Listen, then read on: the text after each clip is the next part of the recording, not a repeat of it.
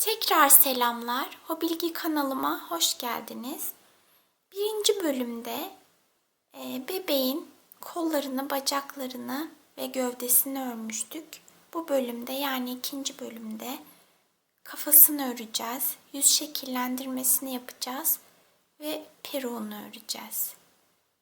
Şöyle peruğunu göstereyim.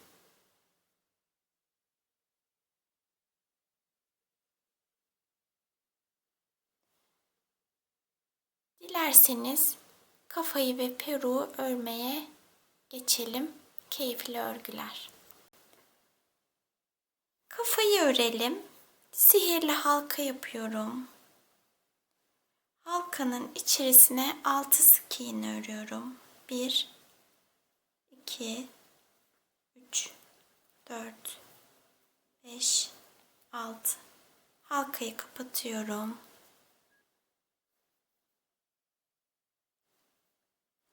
Her bir ilmeği arttırma yapıyorum. 6 arttırma yapacağım.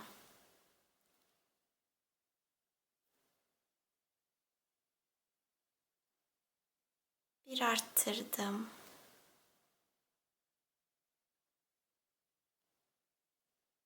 2 3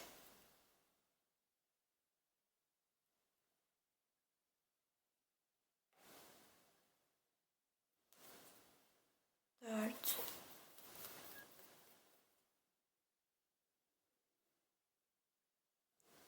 5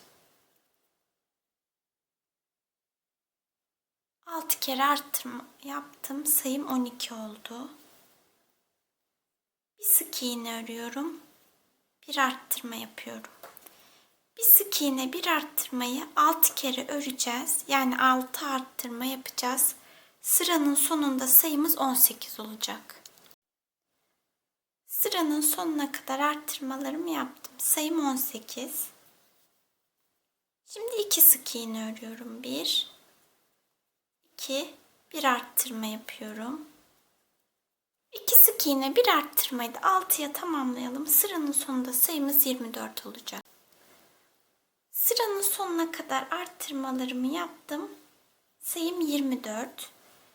3 sık iğne örüyorum. 1 2 3 bir arttırma yapıyorum. 3 sık iğne bir arttırmayı da sıranın sonuna kadar tamamlayalım. Yani 6 kere örelim. Sayımız 30 olsun. Sıra sonuna kadar arttırmalarımı yaptım. Sayım 30. 2 sık iğne örüyorum. 1 2 bir arttırma yapıyorum. Şimdi 4 sık iğne öreceğim. 1 2 3 4 bir arttırıyorum. Bu 4 sık iğne bir arttırmayı 5 kere öreceğiz. Bir kere ördük. 4 kere daha örelim. 4 sık iğne bir arttırmayı 4 kere daha ördüm. Geriye 2 ilmeğim kaldı. Onları öreceğim. 1 2 sayım 36 oldu. 5 sık iğne örüyorum. 1 2 3 4 5 bir arttırma yapıyorum. 5 sık iğne bir arttırmayı 6 kere örelim toplamda. Sıranın sonunda sayımız 42 olacak. Sıra sonuna kadar arttırmalarımı yaptım. Sayım 42. 3 sık iğne örüyorum. 1 2 3 bir arttırma yapıyorum. 6 sık iğne örelim. 1 2 3 4 5 6 bir arttırma yapalım. 6 sık iğne bir arttırmayı 5 kere öreceğiz. Bir kere ördük, 4 kere daha örelim. 6 sık iğne bir arttırmayı 4 kere daha ördüm. 3 ilmeğim kaldı. Onları öreceğim. 1, 2, 3. Sayım 48 oldu. Şimdi 7 sık iğne örüyorum. 1, 2, 3, 4, 5, 6, 7 sık iğne, bir arttırma yapıyorum. 7 sık iğne, bir arttırmayı sıranın sonuna kadar tekrarlayalım. Sıranın sonunda sayımız 54 olacak. Sıra sonuna geldim. Arttırmalarımı bitirdim. 54 sık iğnem var. 4 sık iğne örüyorum. 1, 2, 3, 4. Bir arttırma yapıyorum. 8 sık iğne örüyorum. 1, 2, 3, 4, 5, 6, 7, 8. Bir arttırma yapıyorum. Bu 8 sık iğne, bir arttırmayı 4 kere daha örelim. Toplamda 5 kere örmüş olalım. 8 sık iğne, bir arttırmayı 4 kere daha ördüm. 4 ilmeğim kaldı. Onları öreceğim. 1, 2, 3, 4 sık iğneyi de ördüm. Sayım 60 oldu. Artık arttırmalarımız bitti. 60 sık iğneyi 11 sıra örelim. 11 sıra 60 sık iğneyi ördüm. Yeni sıraya geçiyoruz. Şimdi 24 sık iğne örelim. 24 sık iğne ördüm. Bir zincir çekiyorum.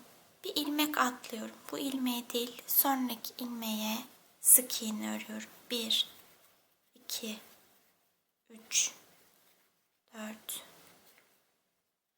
5, 6, 7, 8, 9, 10 sık iğne ördüm. Bir zincir çekiyorum. Yine bir ilmek atlıyorum. 1, 2, sıranın sonuna kadar 24 sık iğne öreceğiz. Bu ilmek atladığımız boşluklara, şunlara şöyle kilitli göz yerleştireceğiz. İki göz arasında da 10 sık iğne olacak. 2 ilmek atladığımız için sayımız 60'tan 58'e düşecek. Sıranın sonuna kadar 24 sık iğneyi örelim. Sayımız 58 olsun. Sıranın sonuna kadar 24 sık iğneyi ördüm. Sayım 58. Bu sırada zincirlerin üzerine sık iğneler öreceğiz. Sayımızı tekrar 60'a çıkaracağız. Şimdi şuradaki ilk zincire kadar olan 24 sık iğneyi örelim. 24 sık iğneyi ördüm, zincire geldim. Şuraya zincir çekmiştik. Onun üzerine bir sık iğne örüyorum. Aradaki 10 sık iğneyi örüyorum şimdi. 1, 2, 3, 4, 5, 6, 7, 8, 9, 10. Şimdi diğer zincirin üzerine de bir sık iğne örüyorum. Kalan 24 sık iğneyi örelim. Sıranın sonunda sayımız 60 olacak. Kalan 24 sık iğneyi ördüm. Sayım 60. Şimdi 19 sık iğne örelim. 19 sık iğneyi ördüm. Bir sık iğne, bir arttırma yapıyorum.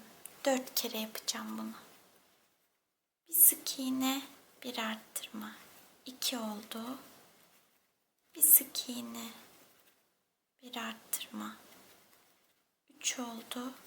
Bir sık iğne, bir arttırma.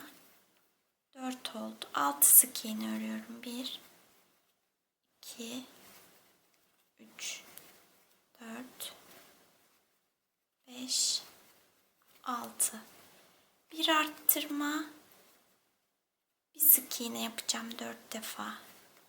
Bir arttırma, bir sık iğne 2 oldu. Bir arttırma, bir sık iğne 3 oldu. Bir arttırma, bir sık iğne 4 oldu. Şimdi 19 sık iğneyi örelim. Sıranın sonunda sayımız 68 olacak. 19 sık iğneyi ördüm. Sıranın sonuna geldim. Sayım 68. 68 sık iğneyi 4 sıra örelim. 68 sık iğneyi 4 sıra ördüm. Şimdi gözleri yerleştireceğiz. Şöyle 10 milimlik kilitli göz takacağım. Şu ilmek atladığımız boşluklara.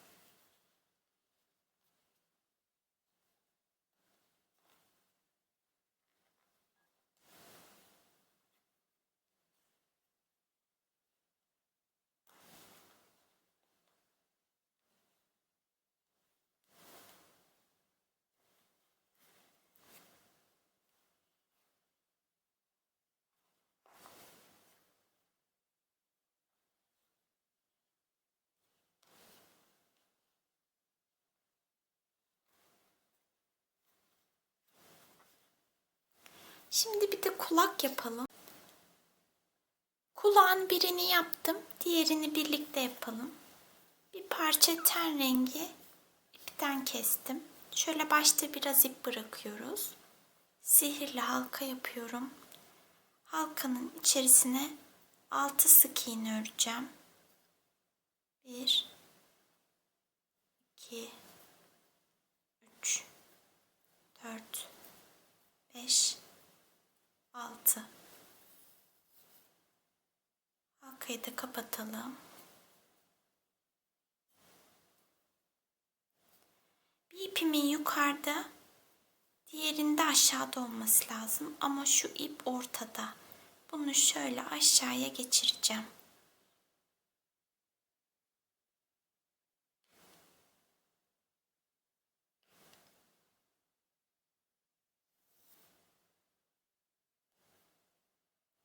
Örgümün düz yüzü burası. Bu şekilde kafaya yerleştireceğiz. Gözden saymaya başlıyorum. 1, 2, 3, 4, 5, 6, 7. 7 ilmek sağa kaydım. Buradan bir ilmek aşağı iniyorum. İpin bir tarafını buradan geçireceğim. Şöyle. Örgünün düz yüzü böyle. O yüzden şu ipi şöyle alttan geçirdim. Diğerini de 1, 2, 3 ilmek yukarıdan geçireceğim. Yani aralarında 3 ilmek olacak.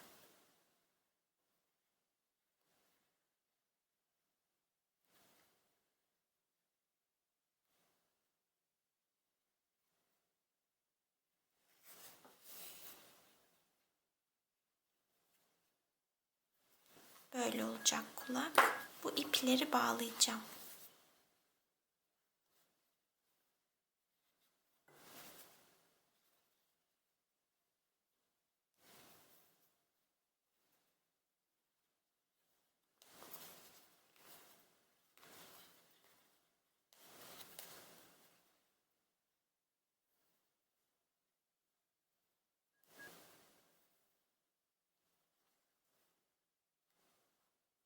Şimdi keselim bu fazlalıkları.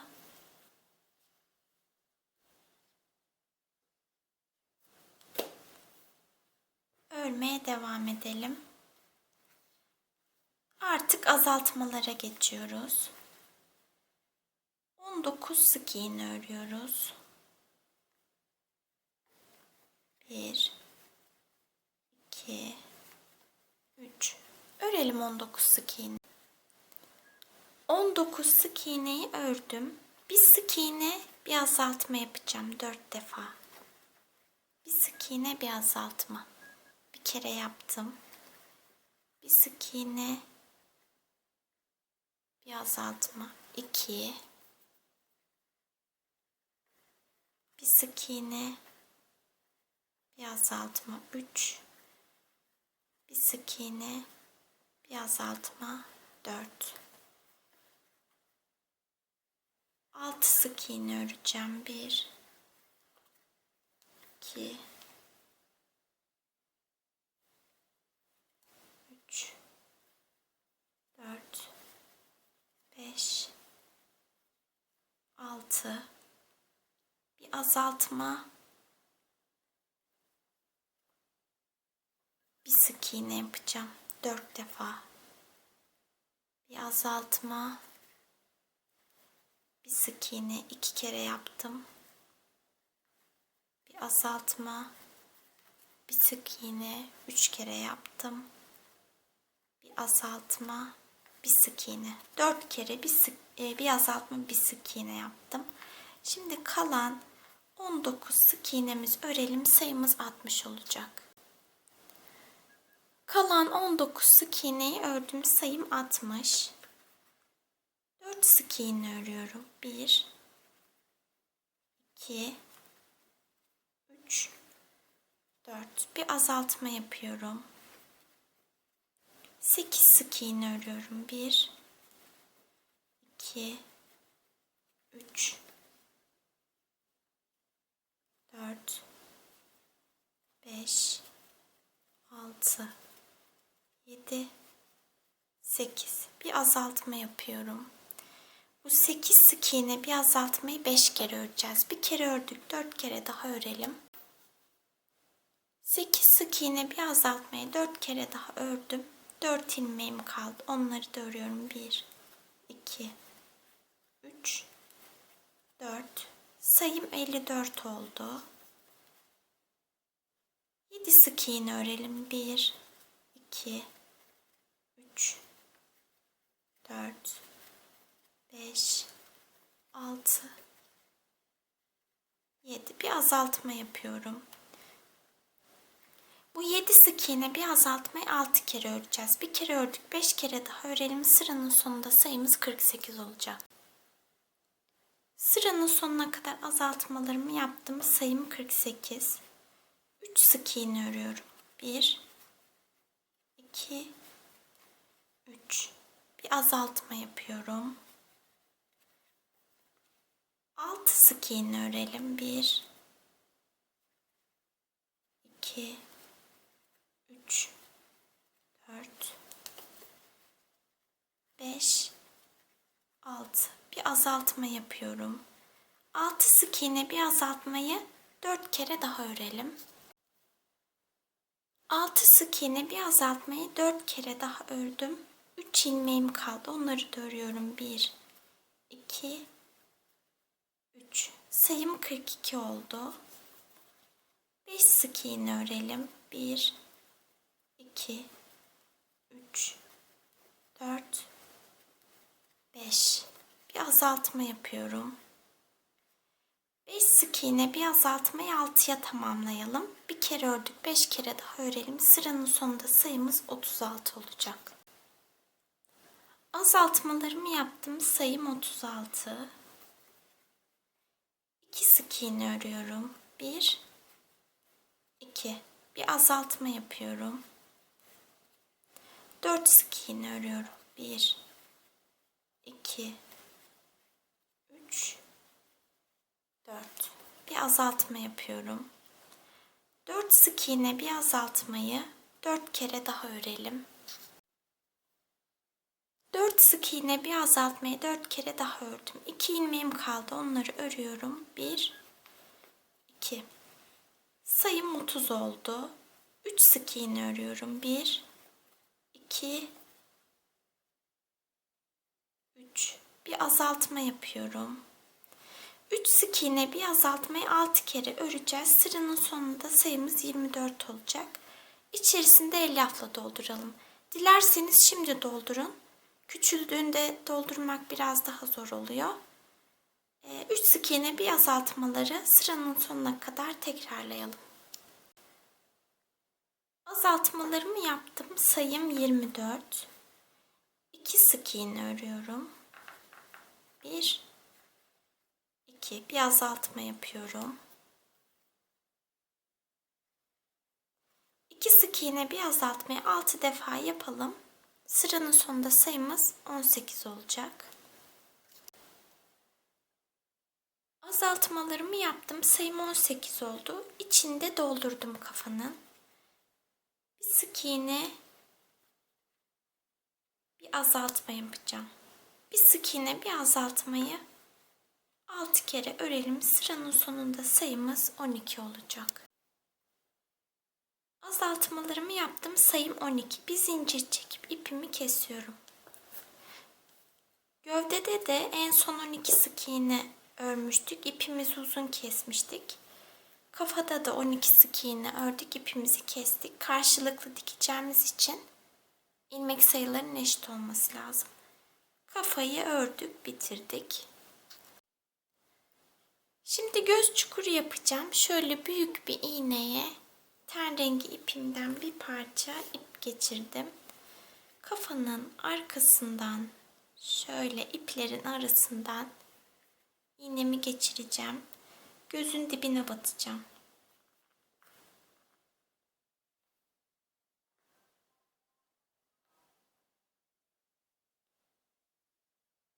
Şöyle bir parça ip bırakıyorum. Karşıya batıyorum. Herhangi bir yerden çıkacağım.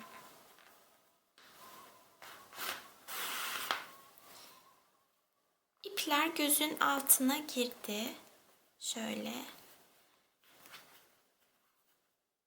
Tekrar aynı yere batacağım. İp içeriye girecek. Bu sefer gözün üstünü yapacağız. Arkadaki kilitten dolayı çıkamadım.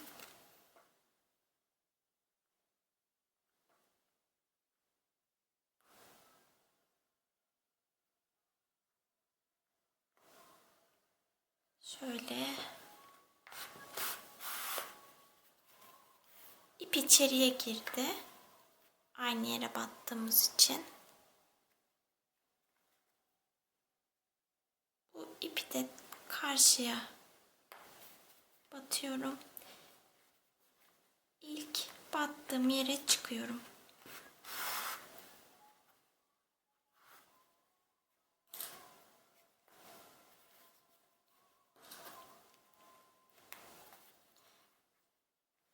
İplerimi böyle çekiştireceğim. Göz çukurunu oluşturacağım. Bu ipleri bağlıyorum.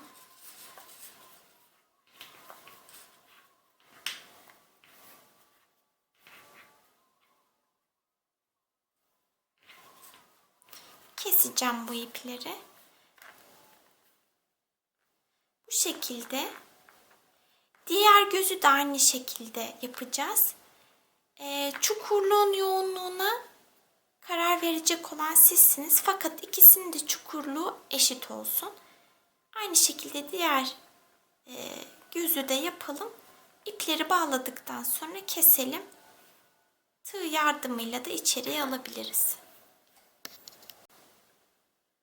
Göz çukurlarını oluşturdum. Şunu belirtmek istiyorum. Şurada elyaflarım burada boşaldı. Yani şurada kalmadı göz çukurunu yaparken. Şuralara şöyle parmağımız yardımıyla yapamayız. Bir makas ya da cımbız yardımıyla şuraları tekrar elyafla dolduralım. Şu yanak kısımlarını, şu iç tarafları sıkıca doldurmadıysak sıkıca dolduralım. Gözün birini işledim, kaşını da yaptım. Diğerini birlikte yapacağız. Kahverengi bir ip aldım. İp 4 kattı. Ben 2 katını iğneye geçirdim şöyle. Beyaz ipi hiç katlarını ayırmadım. Kendi hali 4 katlı haliyle işleyeceğim beyazı. Kahverengiyi ayırdım. Şöyle yapıyorum. gözden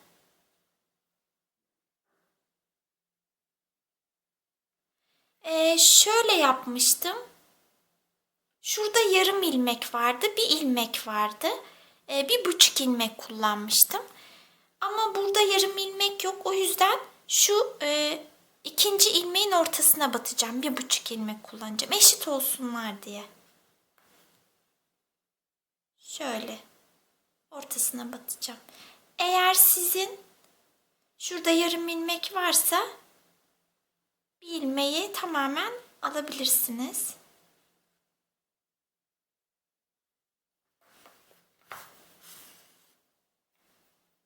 Tam karşısına dibe batacağım.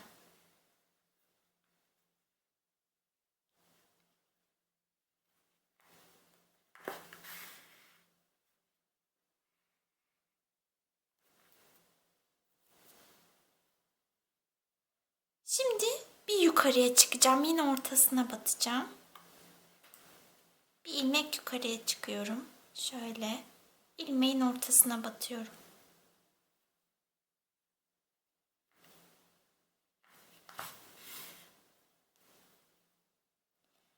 Şöyle gözünün üstünden bu kahverengi ipin altından şöyle tam gözün ortasına, üst kısmına batacağım.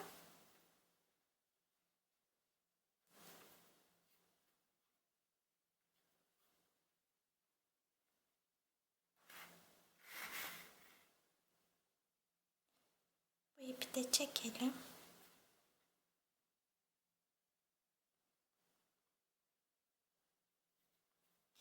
Böyle oluyor. Kaşı işleyeceğiz. Ondan sonra beyaz kısmı işleriz. Kaşı da şöyle şuradan başlayacağım saymaya. 1, 2, 3, 4 ilmek yukarıya çıkacağım. Şuraya.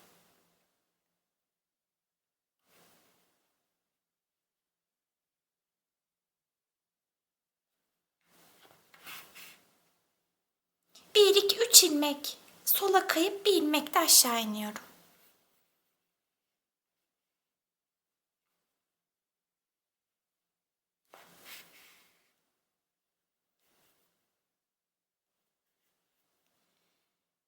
Şimdi beyaz kısmını işleyelim.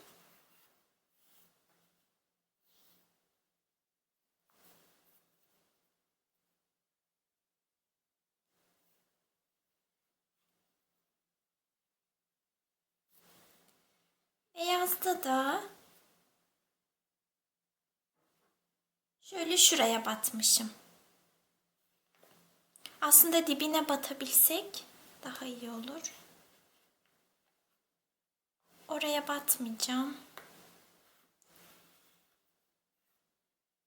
Şimdi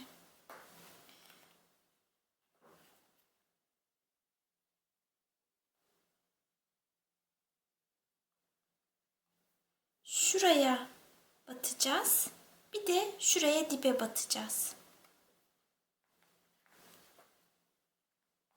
Kilitten dolayı batamadım. Buraya batıyorum. Şöyle gözün dibine batacağım. Gözün dibine batıyorum. Bir de şurada gözün dibine batacağım.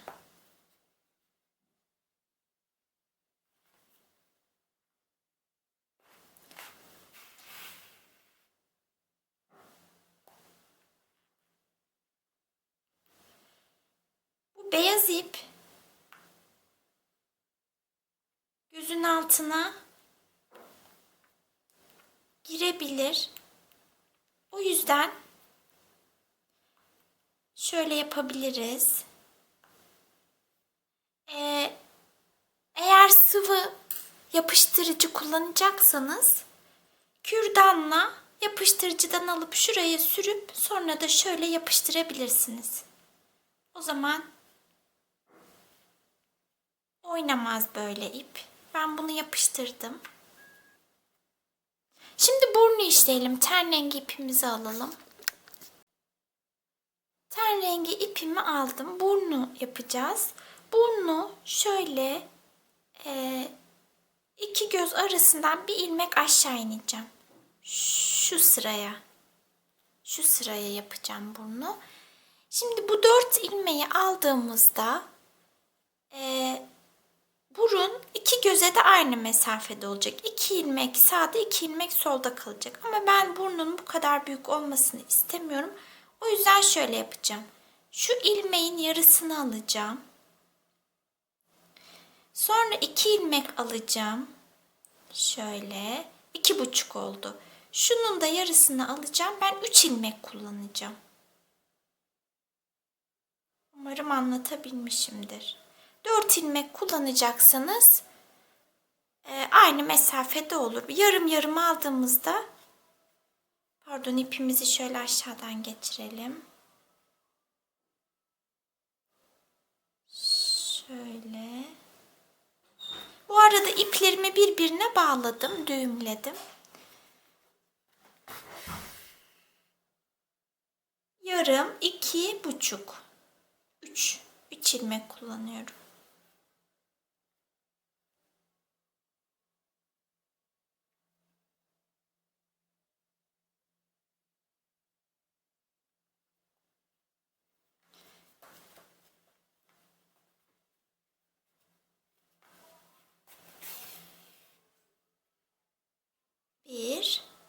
Bir kere daha gidip geleceğim. Sonra saracağım.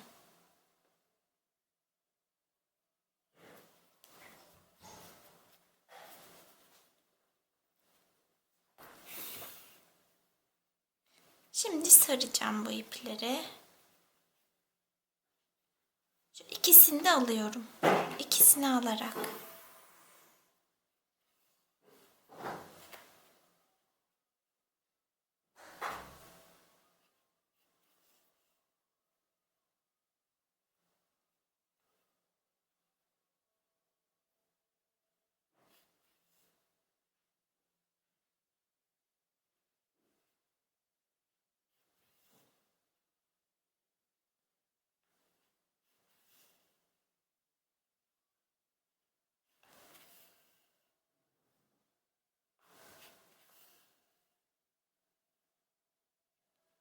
Şu ilk battığım yere batıyorum.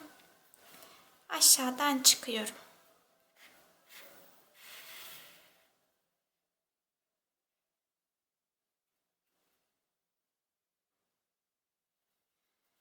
Böyle 3 ilmek kullandık. Şimdi ağızda kullanacağımız ipi alalım. İğnemi ağızda işleyeceğim ipi geçirdim. Tek kat halinde, yani katlarını ayırmadım olduğu haliyle. Şimdi 1, 2, 3 ilmek aşağıya, şu 3 ilmeği kullanarak ağzı yapacağım. 1, 2, 3. Burundan 3 ilmek, 3 sıra aşağıya indim. Ve 3 sık iğneyi kullanacağım.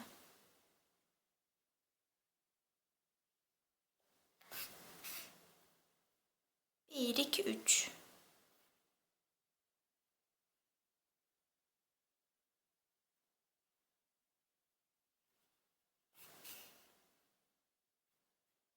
Bir kere daha batacağım.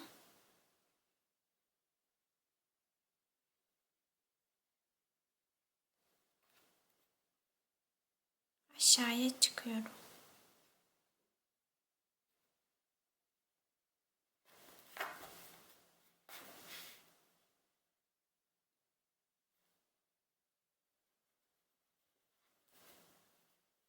Bu şekilde yüz şekillendirmemizi de bitirdik.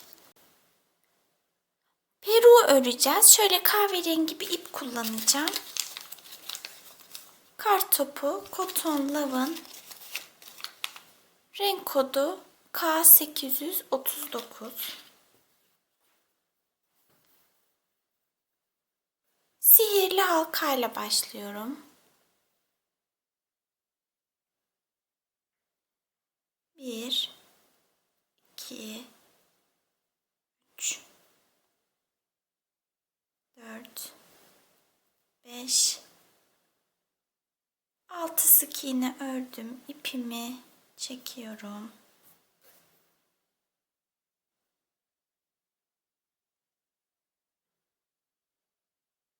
Şimdi arttırmalar yapacağız. Kafa büyüklüğüne gelene kadar arttırmalar yapacağız. 6 ilmeğim var. Her bir ilmeğe arttırma yapacağım. 6 arttırma yapalım. Sıranın sonunda sayımız 12 olacak. 6 tane arttırma yaptım. Sayım 12. Bir sık iğne, bir arttırma yapacağım bu sırada. Bir sık iğne, bir arttırmayı sıranın sonuna kadar 6 kere yapalım. Sıranın sonunda sayımız 18 olacak. Bir sık iğne, bir arttırmayı toplamda 6 defa ördüm. Sayım 18. Bu sırada 2 sık iğne, bir arttırmayı öreceğiz. Bir kere ördük. 5 kere daha 2 sık iğne, bir arttırmayı örelim. Yani toplamda 6 defa örmüş olalım. Sıranın sonunda sayımız 24 olsun. Sıra sonuna kadar arttırmalarımı ördüm. Sayım 24. 3 sık iğne örüyorum. 1, 2, 3. Bir arttırma yapıyorum. Bu 3 sık iğne, bir arttırmayı sıranın sonuna kadar örelim. Yani 6 kere örelim. Sıranın sonunda sayımız 30 olacak. Sıra sonuna kadar arttırmalarımı yaptım. Sayım 30. 4 sık iğne örüyorum. 1, 2, 3, 4. Bir arttırma yapıyorum. 4 sık iğne, bir arttırmayı 5 kere daha örelim. Sıranın sonunda sayımız 36 olacak.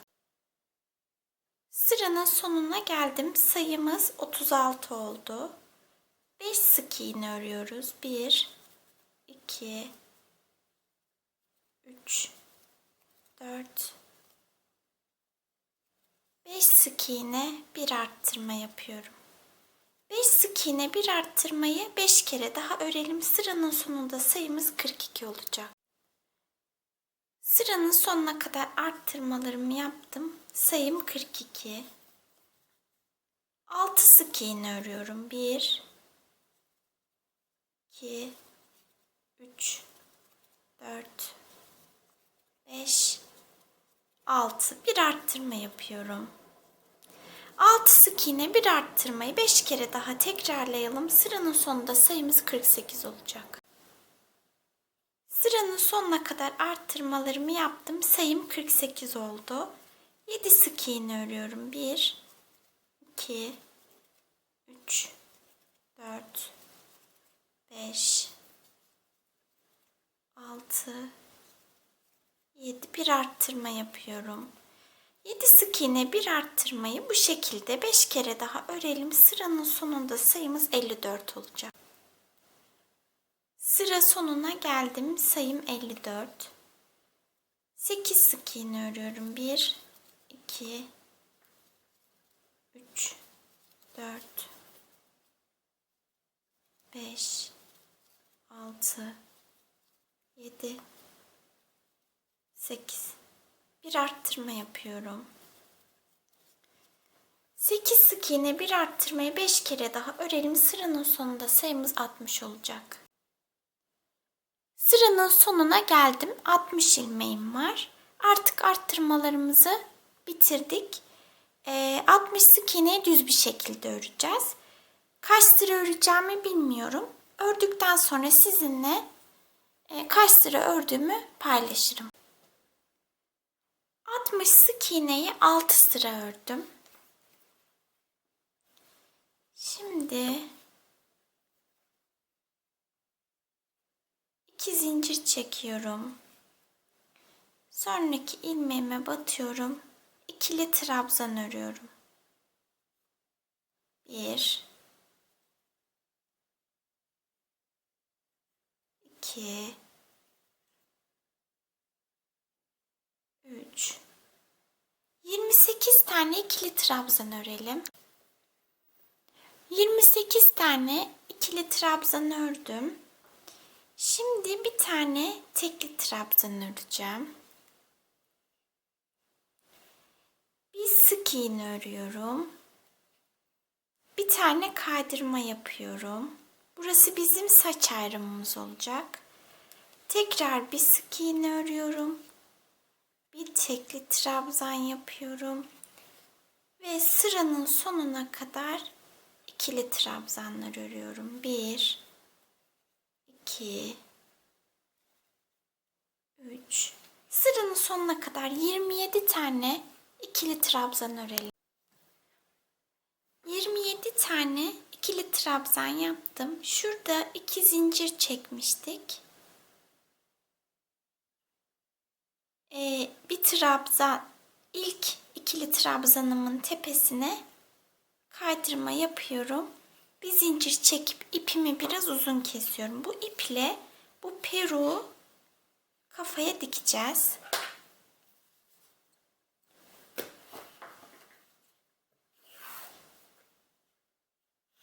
Şimdi şuralara saç yapacağız.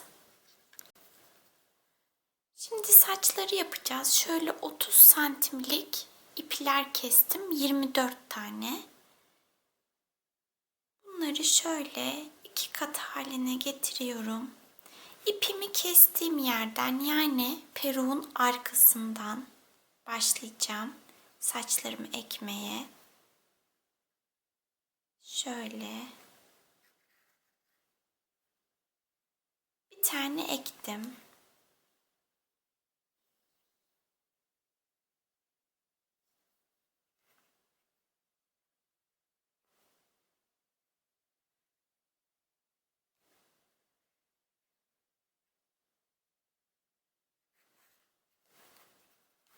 İki tane ektim.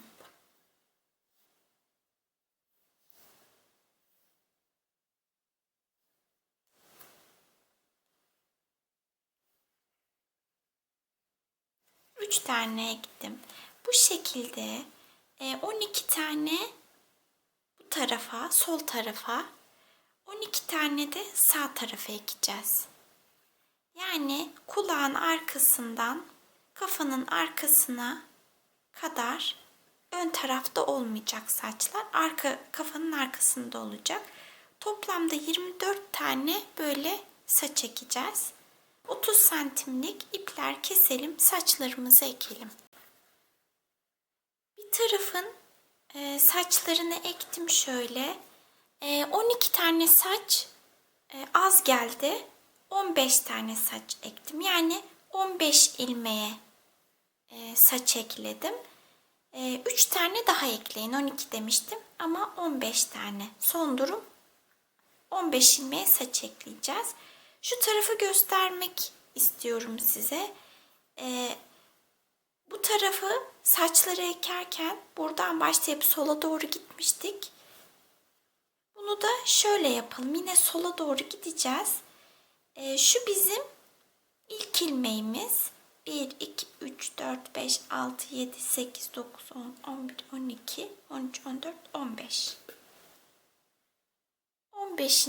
ilmeğe saçımı ekeceğim.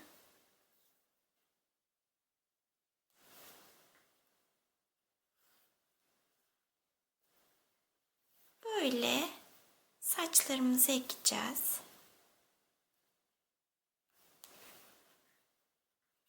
İki tane ektik. Bu 15 ilmeğe saçlarımızı ekelim. Saçlarımı ektim. Şöyle 30 tane saç ektim. 30 santimlik ipler kestim.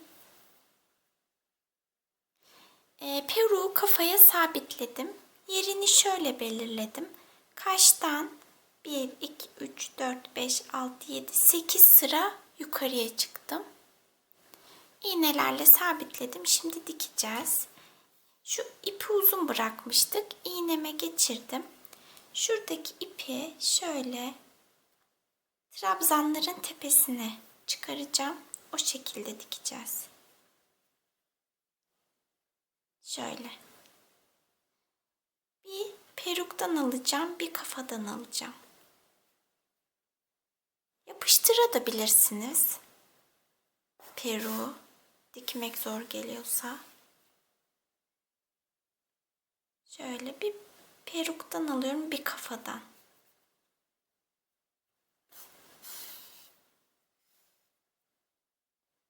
Sonra dikme işlemimiz bittikten sonra bu saçları isterseniz toplayabilirsiniz, isterseniz örebilirsiniz. Örerseniz örme işleminiz bittikten sonra uçlarını eşit şekilde kesin.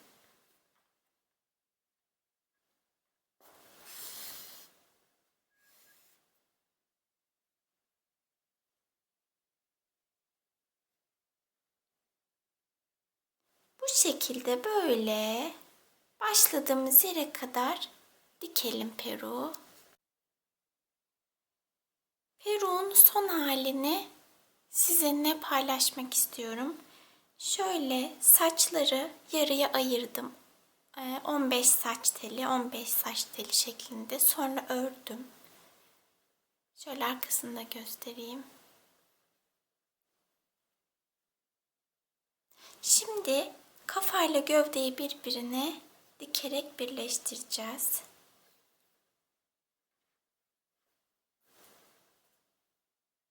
Şöyle kafada yer açalım elyaflardan. Bir de şunu belirtmek istiyorum. Ben teli biraz uzun kesmişim. 1-2 santim kestim.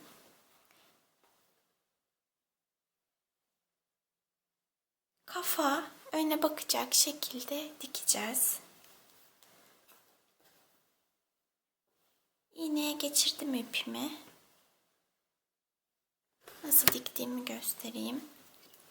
İpim şimdi gövdede, boyunda. Tam şöyle tutacağım. Şöyle kafadan alacağım bir ilmek.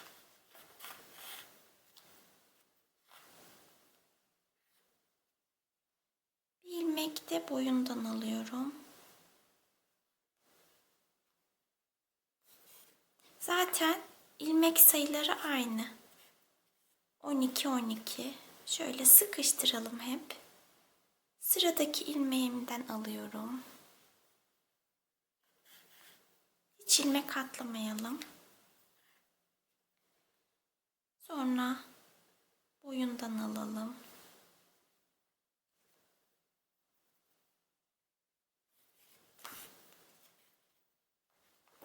Bu şekilde kafayla gövdeyi birbirine dikerek birleştirelim. Bu bölümün sonuna geldik. İkinci bölümümüzde neler yaptık? Kafamızı ördük, yüzümüzü şekillendirdik ve peruğumuzu ördük. Bebeğimizi bitirdik. Artık sonraki bölümde kıyafetlerini yapacağız.